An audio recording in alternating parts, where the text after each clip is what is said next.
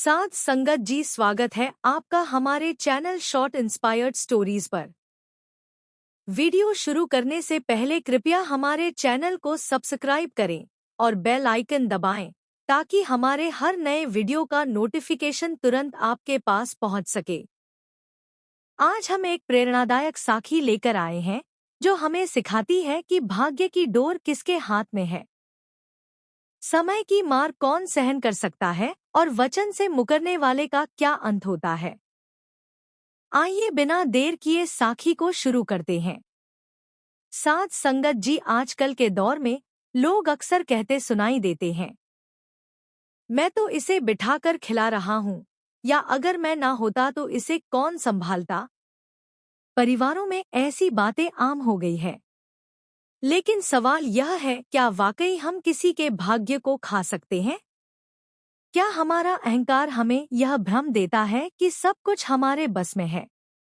अगर आप इन सवालों के जवाब जानना चाहते हैं तो इस वीडियो को अंत तक जरूर देखें। आधी अधूरी जानकारी जहर की तरह विषैली होती है, इसलिए धैर्य रखें। अब आज की यह नई साखी सुनते हैं जो हमें 3 महत्वपूर्ण प्रश्नों के उत्तर देगी। पहला, कौन किसके भाग्य का खाता है? दूसरा, संसार का सबसे ताकतवर व्यक्ति कौन है? और तीसरा, जो अपनी बात से पलट जाता है उसका अंजाम क्या होता है? बहुत पुरानी बात है। एक घने जंगल के किनारे एक प्राचीन आश्रम था, जहां एक महापुरुष अपने शिष्यों को गुरु ग्रंथ साहिब जी की वाणी से प्रेरित होकर उपदेश दे रहे थे।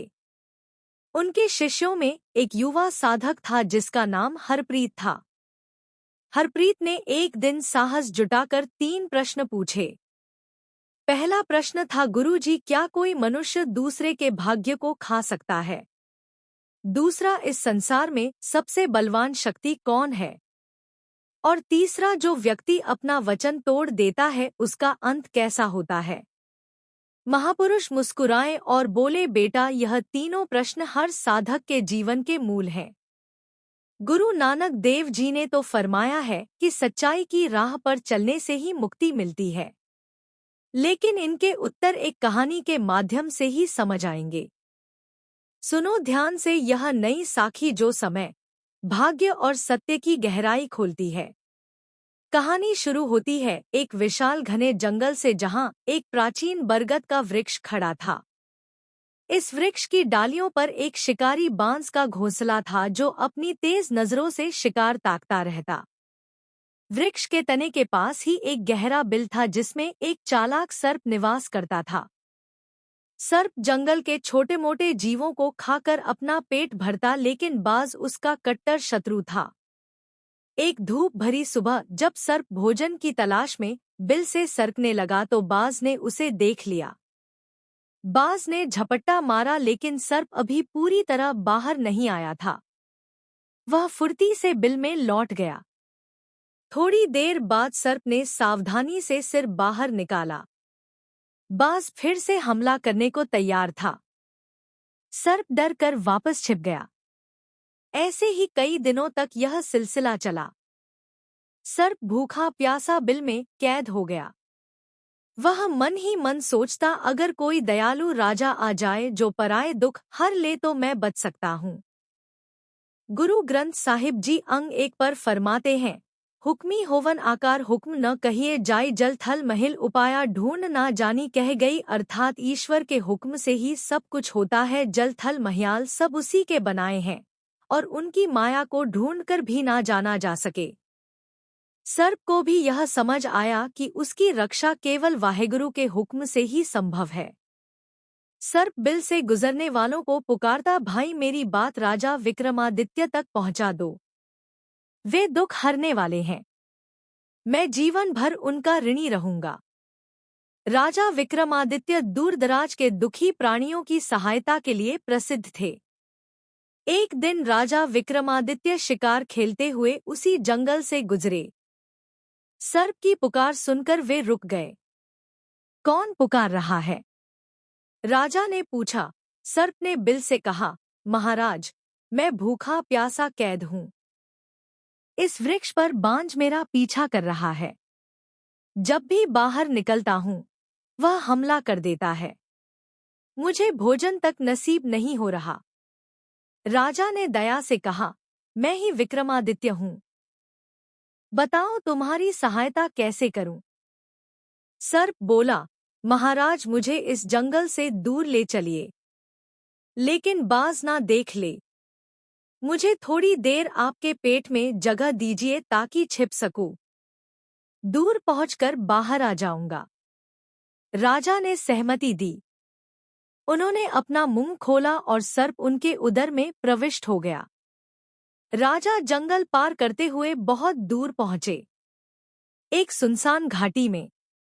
वहां उन्होंने कहा, सर्प भाई अब बाहर आ जाओ, यहाँ कोई खतरा नहीं। लेकिन सर्प ने इनकार कर दिया। नहीं महाराज, आपके उदर में इतना सुख है कि बिल में कभी ना मिला। अब मैं कभी बाहर ना आऊंगा। राजा आश्चर्यचकित हो गए। उन्होंने बहुत समझाया लेकिन सर्प अड़ा रहा। गुरु ग्रंथ साहिब जी अंग 10,349 पर फरमाते हैं, नानक हुक्म अंदर सबको बाहर हुक्म ना कोई। नानक हुक्म जे बुझे तब बिन दुख जल नहीं डूबे। अर्थात नानक सब हुक्म के अंदर है, बाहर कोई नहीं। जो हुक्म समझ ले वह दुख में भी ना डूबे। राजा को भी यही स्मरण हो आया कि यह विपत्ति हुक्म, लेकिन सर्प का विश्वासघात असह्य था। कुछ ही दिनों में सर्प के विष से राजा के शरीर पर कोढ़ फूट पड़ा। उनका तेजस्वी रूप विकृत हो गया। राजा सोचने लगे, अब राज्य लौटना असंभव है, इस जंगल में ही रहूंगा। उन्होंने एक झोपड़ी बनाई जहां कोढ़ की बदबू फैलने लगी। सर्प कुंडलित होकर उदर में बैठा था। उसी समय सटे हुए राज्य में राजा सूर्यवंश नामक एक अभिमानी शासक राज करते थे। उनके 4 बेटियां थीं, 3 छोटी और एक बड़ी, नाम पद्मावती। एक दिन राजा ने बेटियों से पूछा, बताओ तुम किसके भाग्य का भोजन करती हो? 3 छोटी बेटियों ने भय से कहा, पिताजी हम आपके भाग्य का खाती हैं। लेकिन पद्मावती ने साहस से कहा, नहीं पिताजी, मैं किसी के भाग्य का नहीं बल्कि अपने कर्मों के फल स्वरूप अपने भाग्य का ही भोजन करती हूँ। राजा को क्रोध आ गया। उन्होंने दरबारियों को बुलाया और कहा, छोटी बेटियों के विवाह राजकुमारों से कर दो, लेकिन पद्मावती का विवाह किसी कोढ़ी या अपंग से। दरबारी पद्मावती के लिए कोढ़ी ढूंढते हुए उसी जंगल से गुजरे जहां राजा विक्रमादित्य झोपड़ी में पड़े थे। उन्हें देखकर उन्होंने विवाह तय कर लिया। राजा सूर्यवंश ने पद्मावती को जंगल में भेज दिया और विवाह हो गया। पद्मावती पतिव्रता थी। वह प्रेम से पति की सेवा करती, उनके घाव साफ करती, भोजन कराती। उधर छोटी बहनें राजमहलों में ऐश्वर्य की जिंदगी जी रही थी। गुरु ग्रंथ साहिब जी अंक 473 पर फरमाते हैं, जिस लिखिया तिस पाया होर की ना पावे कोई। भूखे भगत भंडारे नानका रोग रोकता ना जाए। अर्थात जिसके भाग्य में लिखा है वही पाता है, अन्य कोई कुछ ना पाए। भूखे भंडार में भी ना घुसे, रोग भी ना जाए। पद्मावती को भी यही विश्वास था कि उसका भाग्य स्वयं उसके कर्मों से बनेगा। समय बीता। झोपड़ी के बाहर एक पीपल का वृक्ष था, उसके नीचे एक और सर्प का बिल। एक रात्रि राजा सो रहे थे, पद्मावती जाग रही थी।